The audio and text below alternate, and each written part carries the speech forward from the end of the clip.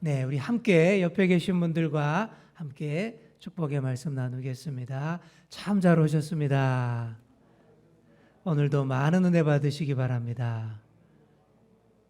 네, 다음 수요 예배부터는 많이 달라집니다. 네, 많이 달라진다니까 우리 반주자님이 걱정이 태산 같아요. 과연 어떻게 할까?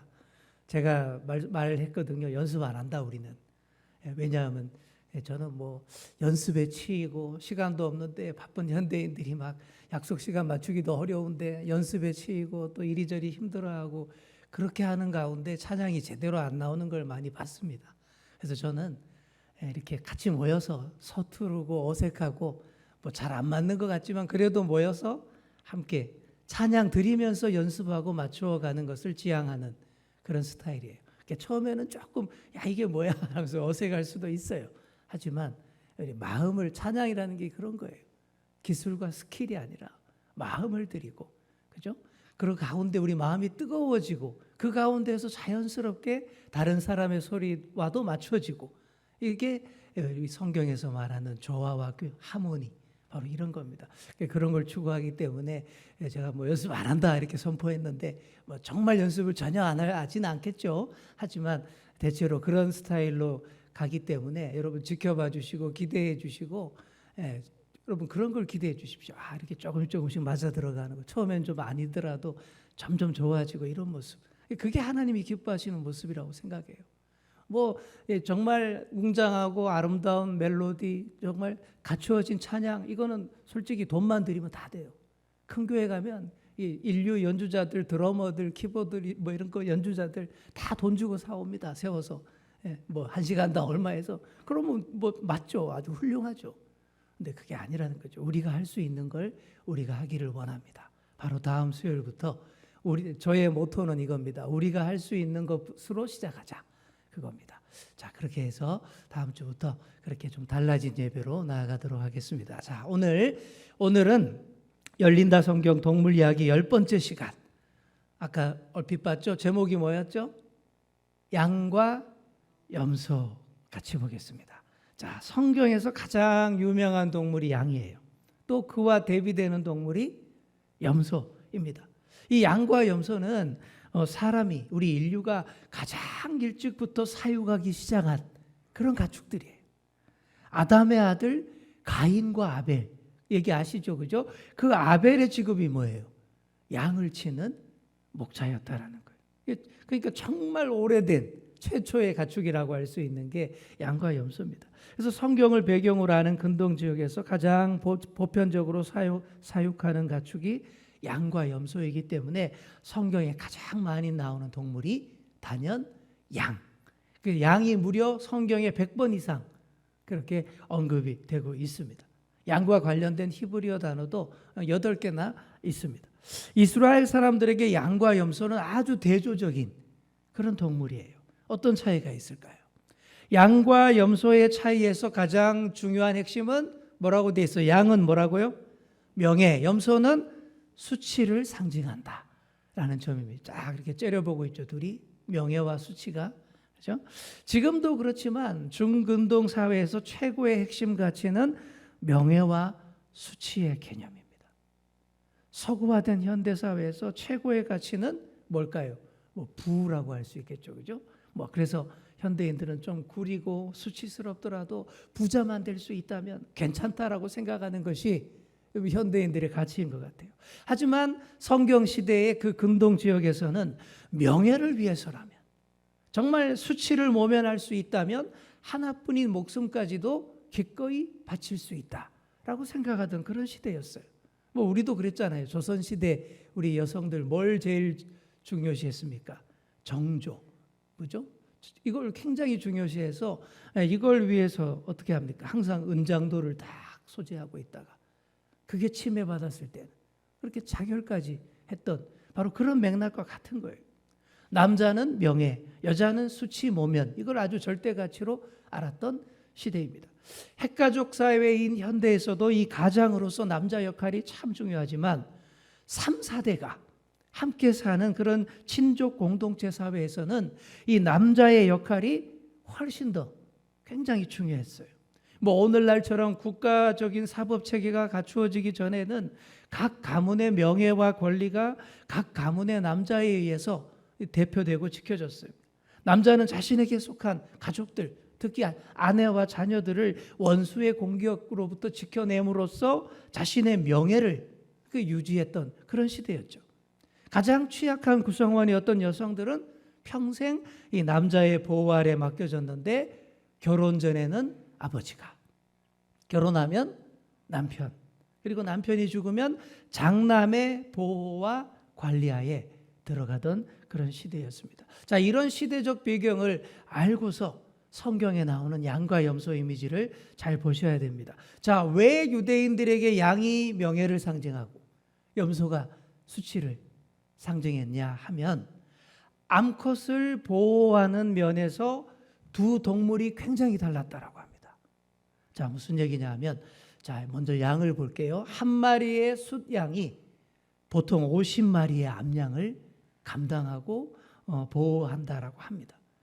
그리고 이 목자는 수시로 이 암양의 숫자가 줄어드는 것을 점검해야 하는데, 왜냐하면 숫양이 자주 다른 숫양의 암양을 침범하기 때문이라는 거예요. 그래서 암양을 뺏으려는 숫양이 있고, 또 이를 지키려는 숫양 사이에 치열한 싸움이 자주 벌어졌다라고 합니다. 그래서 자기 암컷을 지키려는 굳센 의지를 보이는 숫양을 명예로운 이 남편의 상징으로 본다라는 것입니다. 자, 그래서 숫양은 히브리어로 아일이라고 합니다. 한번 따라해 볼까요? 아일. 예, 자, 우리 숫양을 히브리어로 저렇게 써요. 자, 아시죠? 또 다시 한번 얘기하는데, 히브리어는 우리처럼 오른쪽에서 왼쪽으로 읽는 게 아니라 왼쪽에서 오른쪽으로, 오른쪽에서 왼쪽으로 읽는 글자입니다. 그래서 저게 아일, 좀 많이 읽어봐, 대충 많이 보신 분들은 아마 대충 읽을 수 있는 그런 글자일 겁니다. 아일, 힘, 정열, 활력을 뜻하는 그런 히브리어 단어인데, 또 이런 의미도 있습니다. 숫양은 왕자, 강력한 지도자, 더 나아가 메시아의 이미지도 갖고 있는 게 이 아일이라는 단어의 힘입니다. 현대인들에게 우리 양은 어떻습니까? 온순하고 순한 그런 이미지일지 모르지만, 유대인들에게 양은 자신에게 속한 가족을 목숨 걸고 지켜내는, 특히 자신의 암컷을 정말 목숨 걸고 지켜내는 명예로운 동물로 여겨졌다라는 거죠. 여러분, 의외죠, 그죠? 우리가 알고 있던 양하고 좀 많이 다른 모습, 이런 면이 또 있다라는 거예요. 양에게 이런 면이 있습니다. 자, 근데 반면에 염소는 어떨까요?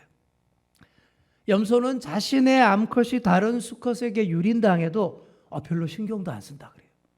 못됐죠, 그죠? 몹쓸, 그죠? 모양이죠. 심지어 두 수컷이 한 암컷을 놓고 쟁탈전을 벌이다가 승자가 암컷을 취하고 내팽개치면 패자인 수컷이 또 그 암컷을 다시 취하기도 한다라는 거예요. 참 몹쓸 모습입니다. 이런 모습이 자기 아내를 지키지 못하는 수치스러운 남편, 사기꾼 같은 남편의 전형적인 그런 상징이 된 것입니다. 고대 그리스와 로마에서도 비슷했습니다. 염소를 매우 음탕한 동물로 그렇게 취급했어요. 당나귀도 음탕한 동물로 이렇게 많이 취급되지만, 염소도 그런 부류로 그렇게 여겨졌던 동물입니다. 음탕하고 원칙도 없고 어디로 튈지 모르는 아주 그냥 불안하고 신뢰할 수 없는 존재라는 것입니다. 그래서 그리스 신들의 세계에서도 양팀, 염소팀, 이 두 팀으로 구분을 했어요. 그래서 양팀에는 명예로운 신들, 제우스, 아폴론, 포세이돈 같은 신들이 포진하고 있고, 염소팀에는 아주 수치스럽고 제멋대로 행동하는 신들, 판이라든지 바쿠스, 비너스가 있었습니다. 우리는 비너스, 아프로디테, 비너스 그러면 좀 약간 긍정적인 이미지가 많죠. 사랑과 미의 여신, 우리는 그렇게만 알고 있는데, 실제 원래 그리스 로마인들에게 비너스는 말이 좋아 사랑과 미의 여신이지, 알고 보면 쾌락과 유혹의 여신이었다. 이게 더 정확한 표현인 겁니다. 자, 그래서 그런지 오랜 역사 동안 이 사탄을 상징할 때 주로 염소 이미지로 많이 표현을 하고 그랬습니다. 여러분, 그런 그림들 많이 보셨잖아요, 그죠? 사탄을 그리면 꼭 염소 형상이 나와요. 뿔도 염소 뿔이다. 이렇게 그게 사탄의 이미지로 정형화된 것입니다. 자, 다시 양에 대해서 살펴보겠습니다. 우리 창세기 22장 13절 말씀입니다. 아브라함이 눈을 들어 살펴본즉 한 수양이 뒤에 있는데 뿔이 수풀에 걸려 있는지라. 아브라함이 가서 그 수양을 가져다가 아들을 대신하여 번제로 드렸더라. 자, 명예를 상징하는 양, 그것도 숫양의 의미를 바로 알 때 바로 이 본문도 더 새롭게 이해할 수 있습니다. 이 본문 이야기 아시잖아요, 그죠? 아브라함이 100세 되어서 낳은 귀한 아들 이삭을 제물로 바치기 위해서, 그죠? 모리아산, 예루살렘이 바로 모리아산인데 그리로 향합니다. 이 사건은 구원 역사에서 무척 의미심장한 그런 본문이에요. 이 장면에서 하나님의 독생자 예수 그리스도를 통한 구원 계획이 잘 보여지기 때문입니다.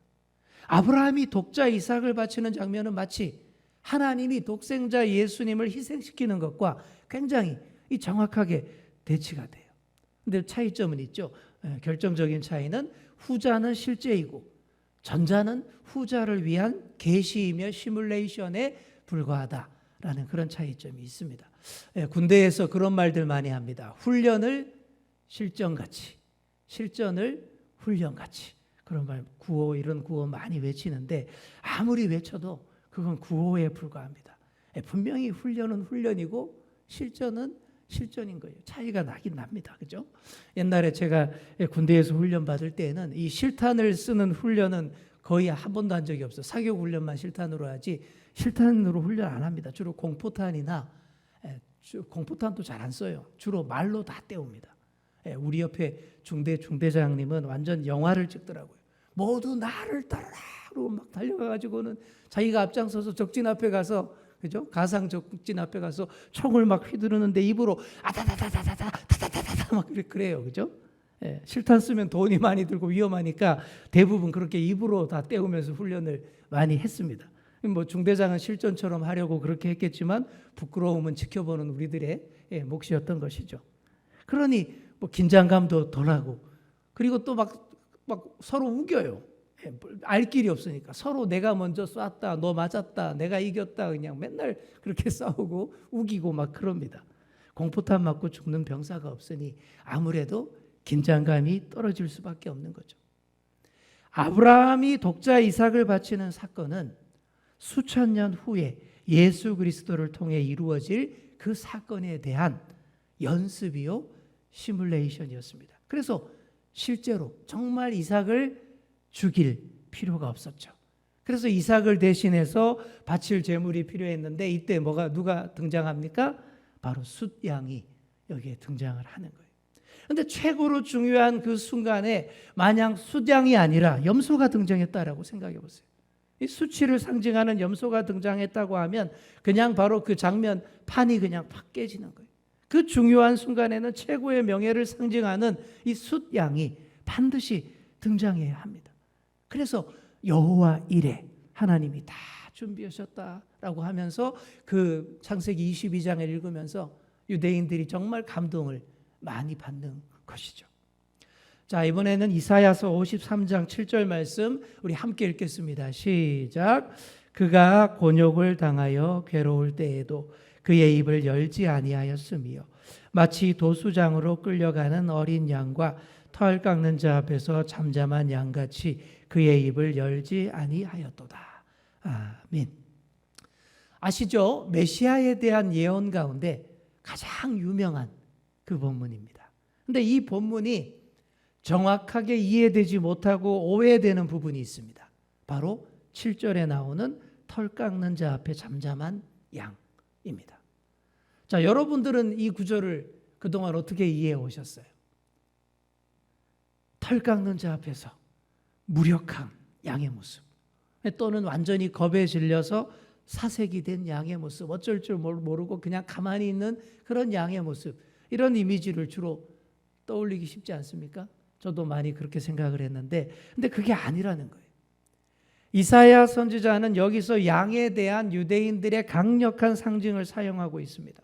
최고의 명예를 상징하는 양, 곧 이 메시아로서의 이미지를 털 깎는 자 앞에 잠잠한 양으로 묘사한 것입니다. 근데 이걸 이해하려면 고대 근동에서 진정한 남성상, 진짜 이 사나이, 이 남자의 이미지, 이상적인 남자의 이미지를 우리가 알아야 됩니다. 오늘날 어떻습니까? 우리는 뭐 꽃미남, 그죠? 얼굴이 이쁜 꽃미남, 아니면 마음씨가 따뜻한 뭐 훈남, 이런 남자들 좋아하지 않습니까? 그죠? 우리 아내도 맨날 곱상하고 귀여운 젊은 남자애들 좋아하더라고요. 그죠? 그러나 옛날 구약 시대, 신약 시대에는 완전히 달랐습니다. 그때는 남아 선호 사상이 엄청 심했습니다.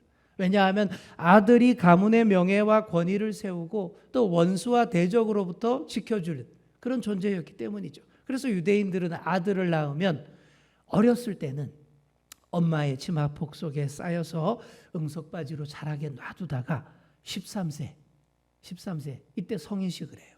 성인식을 딱 하면서부터는 이제는 아버지가 아들을 딱 전담 마크하는 것입니다. 이럴 때 아버지의 모습은 요즘처럼 인자하고 자상한 아버지가 아니에요. 주변에 원수와 대적이 많은 세상에서 이 가문을 보호하고 지켜낼 강한 남자로 키우기 위해서 막대기와 채찍으로 체벌을 했습니다. 이게 회초리를 아끼지 않고 강력한 스파르타식 교육을 했다라는 것이죠. 그렇게 할 때에 가장 멋진 남자란 어떤 고통과 격한 훈련에도 비명 지르지 않고 엄살 떨지 않고 묵묵히 조용하게 고통을 견뎌내는 사람, 그런 사람을 진짜 남자로 받들었다라는 얘기죠. 그게 바로 털 깎는 자 앞에 잠잠하고 심지어 죽임이 임박한 도살장으로 끌려가도 묵묵하고 의연한 그 양의 모습이라는 거예요. 그게 진짜 최고의 남자이며 명예로운 남자임을 말하면서 이 이사야서 말씀 이렇게 썼다라는 것이죠. 자, 마가복음 15장 39절입니다. 예수님을 향하여 섰던 백부장이 그렇게 숨지심을 보고 이르되 이 사람은 진실로 하나님의 아들이었도다 하더라. 자, 예수님이 돌아가신 장면을 보고 로마군 백부장이 고백한 그런 내용이죠. 예수님의 십자가 죽음은 사복음서에서 공통적으로 다 다뤄지지만 근데 그 관점에 따라서 조금씩 그 묘사가 다릅니다. 마가는 예수님의 십자가 죽음을 기록하면서 당시 최고의 남성, 가장 명예로운 남성의 이미지로 예수님의 죽음을 묘사하고 있는 거예요. 그것도 십자가 처형을 집행했던 로마군 백부장을 통해서 이를 드러냅니다. 자, 이 백부장은 어떤 사람이겠어요? 십자가에서 죽는 사람들을 수도 없이 지켜본 그런 사람입니다. 빈부귀천을 막론하고 그 잔혹한 십자가 죽음 앞에서는 어떤 인간도 다 똑같다고 알고 있던 그런 사람이에요. 하지만 십자가 고통 중에서도 조용하시고 마지막 순간에 다 이루었다라고 담담하고 묵직하게 죽으시는 예수님을 보면서 충격을 받은 겁니다. 이 백부장의 고백은 그런 거예요. 수치의 상징인 십자가에서 가장 명예로운 죽음을 보이신 예수님에 대한 감동입니다. 여러분, 십자가가 수치의 상징 아닙니까? 그런데 가장 최악의 수치인 그 십자가 위에서 최고의 명예로운 죽음을 보이신 예수님을 보면서 정말 감동 먹었다라는 거예요. 그래서 마가는 이 부분을 기록하면서 분명 이사야 53장 7절 말씀 떠올렸을 겁니다. 털 깎는 자 앞에서 잠잠하고 죽임이 임박한 그 도살장에서도 요동없이 서 있는 명예로운 양의 모습을 보았다라는 그런 얘기입니다. 창세기에 가면 야곱 이야기 아주 많이 나옵니다. 근데 창세기의 족장인 야곱의 이야기도 양과 염소 또 명예와 수치의 개념을 핵심으로 하고 있습니다. 당시 기준에서 야곱이 진짜 남자로 숭상받는 이미지였을까요? 절대 아닙니다. 여러분, 성경을 조금만 읽어봐도 아시겠지만 당시 기준에서 야곱은 결코 본받고 싶은 남성의 모습이 아니었어요. 야곱의 쌍둥이 형 에서는 그런 유형입니다. 에서는 어때요? 온몸에 털도 막 북실북실하고 성격도 아주 터프하고, 그죠? 쿨한 사람이죠. 단순하고, 그죠? 그런데 야곱은 털도 수염도 없이 피부가 아주 매끈매끈했습니다. 창세기 27장 11절에 이렇게 나와 있어요. 야곱이 그 어머니 리브가에게 이르되 내 형 에서는 털이 많은 사람이요 나는 매끈매끈한 사람인즉. 근데 쌍둥이인데 이렇게 달라요. 야곱은 여성들의 전용 공간인 장막안 이 부엌 쪽에 주로 있으면서 이 어머니 리브가와 아주 사이가 좋았습니다. 어머니가 뭘 만들고 있으면 옆에 서서 딱 지켜보고 다 도와주고, 그죠? 보조 역할 다 하고. 우리 막내 아들이 요즘 그럽니다. 딱 엄마가 뭘 힘들게 하는 것 같으면 나와서 이렇게 유심히 들여다보고 다 도와주고 그래요. 아니, 좋은 거죠, 부드럽고. 근데 반면에 형이 내서는 어때요? 온 산으로 들로 뛰어다니면서 아주 터프한 이 사냥꾼으로서의 멋진 남성상을 과시하는 그런 사람이었습니다. 어르신들은 잘 모르실 텐데 예전에 우리 보이그룹 아이돌 2PM이라고 있었습니다.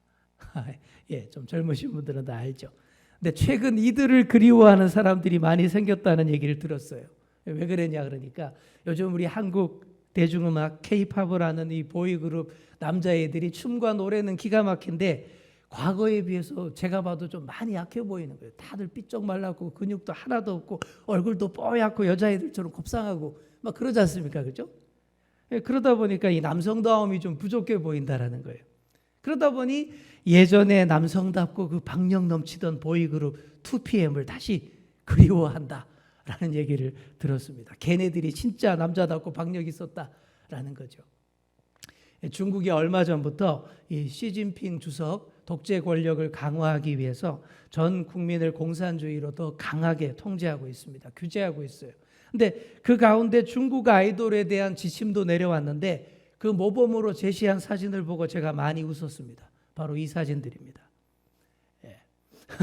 중국에서 중국 공산당이 이렇게 지침이 이거예요. 남자 아이돌은 이래야 된다. 가수는 이래야 된다. 여자처럼 곱상하게 보이지 않도록 화장하지 말고 터프하게 수염도 좀 기르고 더 남자답게 해서 출연시키라라는 거예요. 이렇게 조금 산적 같아야 TV 출연시켜준다라는 거예요. 참 답답하죠, 그죠? 남자다움을 강조하겠다라는 뜻은 알겠는데 그렇게 위에서 말도 안 되게 통제하고 규제하니까 창의력이 다 죽는 것이고 좋은 예술 작품이 절대 나올 수가 없는 거예요. 다시 돌아와서 그래서 형 에서는 중국 산적 아이돌이고, 그죠? 동생 야곱은 우리나라 매끈한 아이돌이었다라는 것입니다. 야곱이 남자로서 가장 수치스러운 모습을 드러낸 순간은 바로 자신의 딸인 디나가 성폭행을 당했는데도 어떤 조치도 취하지 않았을 때, 바로 그때예요. 당연히 가문의 가장으로서 족장으로서 당연히 해야 할 일이 그 원수에게서 가족들을 지키고 정말 그 수치스러운 일에 대한 응당한 항의와 적절한 그런 조치가 있어야 하는데 전혀 그러지 않았습니다. 그러니 그 수치스러운 아버지를 대신해서 아들 시므온과 레위가 나서서 과도한 학살극을 벌였던 그런 비극이 벌어졌던 것입니다. 무엇보다 야곱의 이야기에서 유대인들이 가장 수치스럽게 생각하는 장면은 형 에서에게 돌아갈 축복을 가로채는 장면에 나옵니다. 야곱이 어머니 리브가와 비밀스럽게 일을 꾸몄습니다. 공적으로가 아니라 뒤에서 비밀스럽게 꾸미는 행동 자체가 수치스러운 일이었어요. 그리고 수치스러운 일의 절정은 시력을 거의 잃은 아버지 이삭을 속이는 장면에서 수치의 상징인 염소를 2차례나 반복해서 기록했다라는 데 있습니다. 바로 이런 본문들이에요. 창세기 27장 9절 염소떼에 가서 거기서 좋은 염소 새끼 2마리를 내게로 가져오면 내가 그것으로 내 아버지를 위하여 그가 즐기시는 별미를 만들리니. 그죠? 그 다음 또 염소 새끼의 가죽을 그의 손과 목에 매끈매끈한 곳에 입히고. 다 아시는 얘기죠. 야곱이 수치스러운 동물의 상징인 염소 가죽을 딱 덮었었다라는 거예요. 이게 아마 염소털이 이 형님 에서 털과 좀 사람 털처럼 느껴졌나 봅니다. 그죠? 그렇게 매끈한 자기 피부를 털두성이 에서의 피부인 것처럼 덮어서 속인 이 야곱의 모습이 참 남자답지 못하고 수치스럽다라는 것입니다. 그렇게 수치스럽던 야곱이 명예로운 이름의 이스라엘로 바뀌기까지는 참으로 많은 세월과 사연과 훈련이 필요했습니다. 다음으로 그런 염소가 제물로 쓰이는 경우입니다. 구약 시대에는 제사의 성격에 따라서 성전에서 드리는 제물이 달랐습니다. 아기를 낳은 여인이 드리는 정결례의 제물은 순교를 상징하는 어린 양과 비둘기였습니다. 그리고 번제와 화목제 제사를 드릴 때에는 주로 숫양을 드렸습니다. 그런데 죄와 허물 때문에 드리는 제사 뭔지 아시죠? 속건제와 속죄제. 바로 이 제물에 주로 쓰인 동물이 염소였다라는 것이죠. 바로 수치와 허물과 죄를 상징하는 염소가 속죄제와 속건제의 제물로 안성맞춤이었던 것입니다.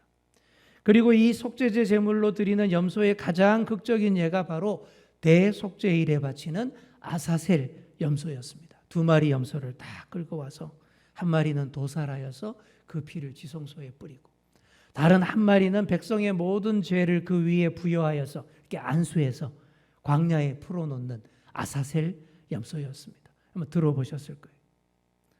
이제 마지막 양과 염소 이야기입니다. 종말 비유로 가득한 마태복음 25장을 보시면 심판주로 다시 오실 예수님이 제일 먼저 하시는 일이 재판정에 앉아서 그동안 섞여서 같이 지내던 양과 염소를 그때 엄격하게 딱 구별하는 일입니다. 실제로 이스라엘 광야에서 양과 염소를 칠 때에 3대 1의 비율로 섞어서 같이 친다 그래요. 양이 3, 염소가 1 그렇게 치는데, 왜냐하면 초장을 보호하고 또 험준한 광야에서 염소의 도움이 또 이렇게 필요하기도 하답니다. 그래서 이렇게 한데 섞여 있던 양과 염소는 하루 일과가 다 끝난 다음에 우리에 들어갈 때에 확연하게 갈라진다라는 거예요.